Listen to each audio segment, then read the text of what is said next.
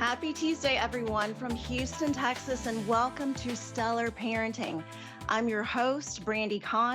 I'm an intuitive astrologer, and I also hold a Master of Science degree in psychology with an emphasis in child and adolescent development. And I'm super passionate about helping parents to custom design their approach to parenting based on their child's natal chart. For more information about how you can work with me, please visit my website at brandycon.com. So today we have a special show lined up for you. Due to the passing of Pope Francis yesterday, I will be sharing some interesting insights about his natal chart with you. And believe it or not, there's a placement that he shares with Donald Trump. I'll tell you all about it. So hang around for that.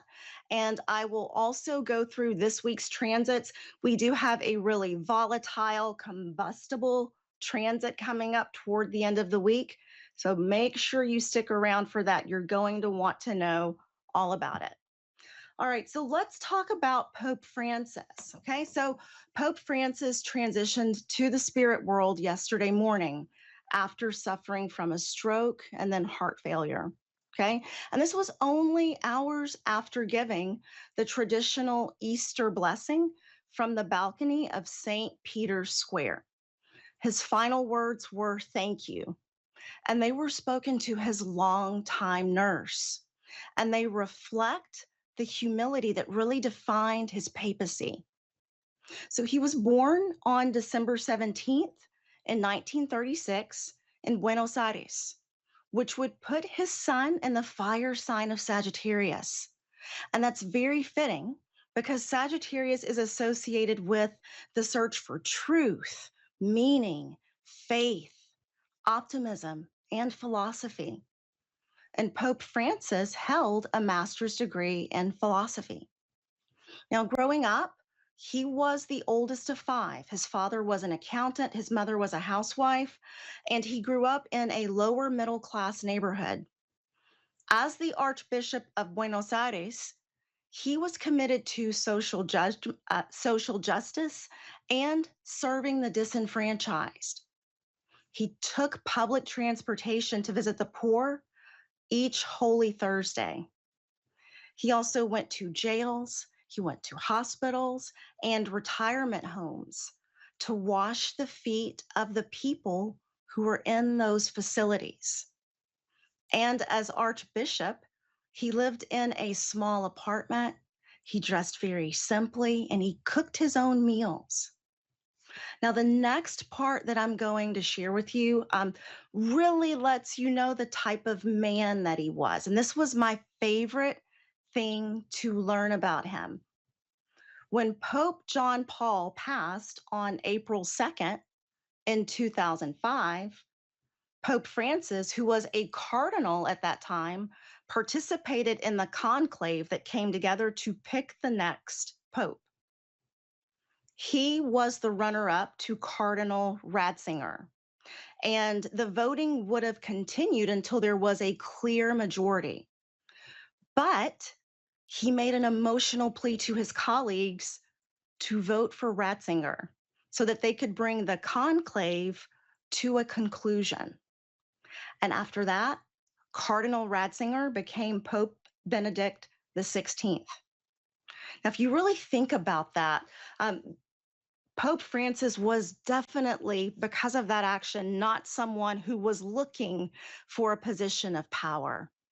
He was someone who was very selfless and he was self-sacrificing. And I think that's the thing that I really love about him the most.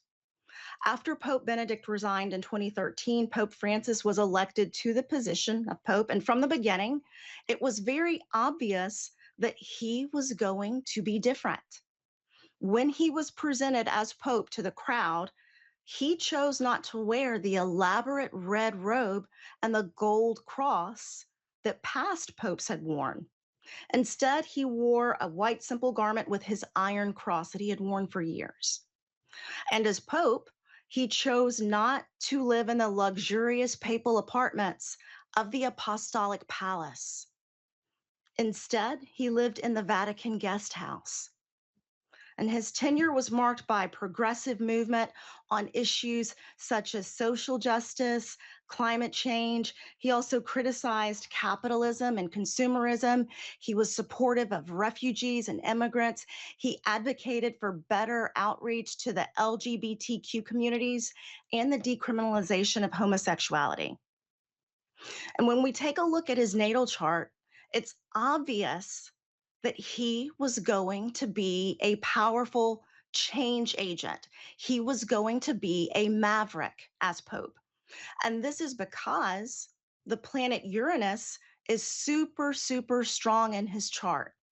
And that's because it's conjunct his midheaven up at the top of the chart. It's in his 10th house, but conjunct the midheaven, which strengthens it even more. Now, when we talk about Uranus and astrology, at the highest level, Uranus is about change. Uranus is about breakthroughs, reform, brilliance. At the lowest levels, Uranus is all about chaos, breakdowns, unpredictability, and erratic behavior. So President Trump, like Pope Francis, also has Uranus in his 10th house. The 10th house is the house of career and public reputation and public visibility. And we can see with the two, both men, I think, harness and work with the energy of Uranus in the 10th in different ways. And that's what astrology is all about. You have the potential to live at the highest expression of your chart, or you could live from a lower expression. And it's all about what you choose to do. And what we see with Pope Francis and Uranus in the 10th house, he really wanted to use that energy to bring some type of positive and progressive change to his position. Now, Pope Francis also has his moon is in the sign of Aquarius. Aquarius is an air sign, and Uranus is the modern ruler of Aquarius. And that really emphasizes the quality that he had of being a progressive reformer. And on top of that, Pope Francis had Mercury and Jupiter. They're in the sign of Capricorn. Now, Capricorn is an earth sign. Capricorn is very traditional. Capricorn does not want to veer from the norm. They don't want to really, break the mold. They want to continue in the path of tradition. Well, since Pope Francis had Mercury and Jupiter in Capricorn, why did he tend to be so progressive? And this is because Uranus up at the top of his chart made a successful aspect, I'm sorry, an easy aspect to that Mercury and Jupiter. So the energy of Uranus was used by Mercury and Jupiter in a very supportive way. So even though there was a part of Pope Francis that was probably fairly traditional, fairly conservative, there was also another energy with Uranus there working with that Mercury that kind of took him towards change and reform. Pope Francis also had Mars in the sign of Libra, which made him a fighter, a warrior for equal rights, for fairness, diplomacy. And we saw this in his call for Israel and Palestine to come together in a two-state solution. He had Venus in the sign of Aquarius, which gave him a deep love for all people, no matter where they came from, even the lowest or people that were considered the lowest among us in society. And Neptune in his second house of money and values gave Pope Francis a deep sense of empathy, compassion, love, along with values that really prioritized spiritual and divine alignment. Pope Francis will be missed by many, but hopefully, his humility, his progressive vision, his unwavering faith will continue to inspire and guide future generations. So that's exactly what I wanted to share with you about this wonderful man who left this world yesterday. His natal chart just really reflects the way that he lived his life.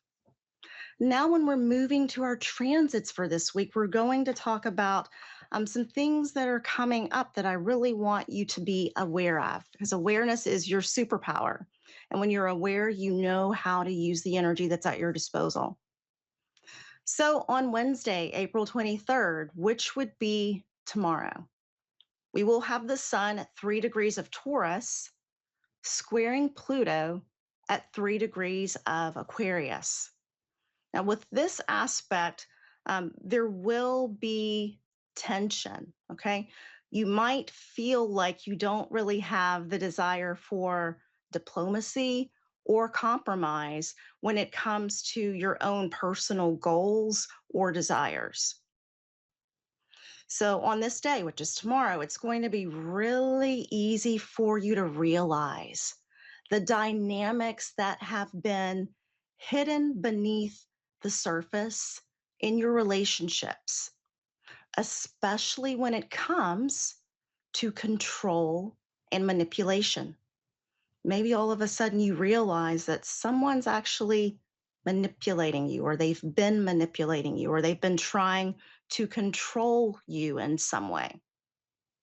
And you may feel like I'm absolutely not going to put up with this anymore. I'm going to call it out. And if you feel that way, that's totally okay. But I want you to do it in a very non confrontational way that allows you to stand your ground firmly. And you will not only be aware of other people's dynamics and their hidden intentions, but you might also realize that it's actually you who uses tactics of manipulation when dealing with other people. And if you realize that about yourself, take a moment and give yourself a pat on the back for having a moment of deep self awareness and use it as an opportunity to shift to a healthier approach. You might also become aware of how your inner psychology works against you. If you have the habit of thinking negative thoughts or holding negative beliefs about yourself, or talking to yourself in really disempowering ways, you might become aware of that tomorrow. And again, if so, use it as an opportunity to shift to a healthier approach. Now, the spiritual message for tomorrow is use empowerment to strengthen the self in an authentic way, not at the cost of anyone else. On Thursday, April 22nd, we will have Venus conjunct the North Node at 26 degrees of Pisces. Now, this aspect might make you feel drawn to incorporate the qualities of Venus into your purpose and into your life mission. And you might be really focused on how your relationships with others add to the joy and the happiness that you have in your life. You might also on this day have a deep desire to really feel loved, appreciated, and valued and connected to others. You might also notice that you have, or you're experiencing, or feeling, or perceiving a driving force to really experience the best in life when it comes to abundance and when it comes to having beautiful things in your environment, like beautiful works of art, beautiful, nice furniture, beautiful music, all of these types of experiences. And it will be an absolutely fabulous day for clarifying your life values. So, if I were to ask each of you, what are your top 5 values? Could you tell me? If not, I want you to use Thursday as the day to really discover what those are for you. Because if you don't know what you stand for, you will fall for anything. This aspect is also great for manifesting with the law of attraction and bringing more love and more beauty into your life because what you focus on is what will expand. Also, on Thursday, April 24th, Venus will conjunct Saturn at 27 degrees of Pisces. Now, as you're already feeling the heightened energy around your relationships, your finances, and your values on Thursday, because remember, we're also going to have Venus conjunct the North Node. And when we have a planet that's conjunct the North Node, it really strengthens its expression and the energy of it. So there's going to be a lot of heightened energy on Thursday when it comes to our relationships, finances, and our values. But you're also going to have the helpful energy of Saturn that's going to give you a grounded sense of reality. Saturn always adds a dose of reality to the mix no matter what happens or what's going on. So Saturn can be there to like make things really real for you, even if sometimes it's a painful realization. So on this day, on Thursday, you might see people for what they really bring into your life. So you might have the realization that, I'm not sure if this person is bringing something good into my life or this interaction is bringing anything helpful into my world. You will also see your financial habits for how they help or hinder you. And you may also realize if the way that you've been living your life is in accordance with your values.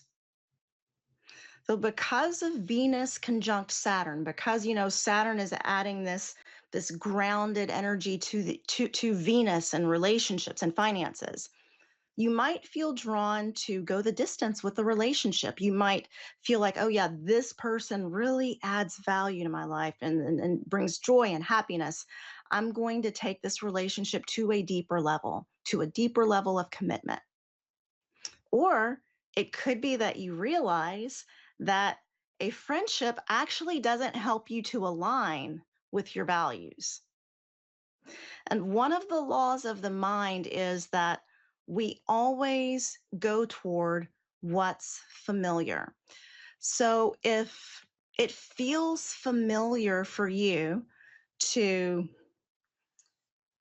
be in relationship dynamics where there is some level of dysfunction or toxicity, Thursday is the day where you can give yourself permission to release this pattern, to release the need for that to be familiar for you, and to decide on, I'm going to make healthy relationships familiar to me. I don't want to be familiar with unhealthy relationships and dysfunction. So Thursday is the day where you can make that decision and use the energy of the universe to really step into the power of that decision. This could also be a day when you sign yourself up or you sign your child up for music lessons, or you might be signing up to go to cosmetology school, or it can even be the day when you and your spouse are making a commitment toward marriage counseling and working with a counselor to make your marriage stronger. So, welcome the realizations that Saturn gives to you and realize, with the energy of Saturn, it's only there to help. On Saturday, April 26th, we will have Mars at 3 degrees of Leo, opposing Pluto at 3 degrees of Aquarius. And this is the tricky aspect of the week. This one is a kicker. And the energy of Mars opposite Pluto can be explosive if you are not careful. The energy is going to be really high, very elevated. And as a matter of fact, this is the same aspect that we had in play when we had the terrorist attack in New Orleans on January 1st, earlier this year. So, with this energy, it's going to feel like you've got a strong team of Mustangs that are leading you across a vast prairie at full speed. And you've got to control these Mustangs because if you don't, they're going to take you straight over the cliff. And it will be the same for this Mars Pluto energy. Things might feel really volatile, they might feel combustible and just really agitated. You might also notice that you or others are feeling particularly disagreeable. Okay, and this is going to be on Saturday, but I want you to start watching out for this right now. Right now, you're going to begin feeling this right about now as this is coming into effect. So, if you're feeling particularly disagreeable, I want you to remember the importance of emotional regulation. You have free will, and you get to decide how you will use this energy. So the highest potential of this aspect is, that it can make you so focused and so energized about something that you want to do or something that you are super passionate about. That's the highest end of it.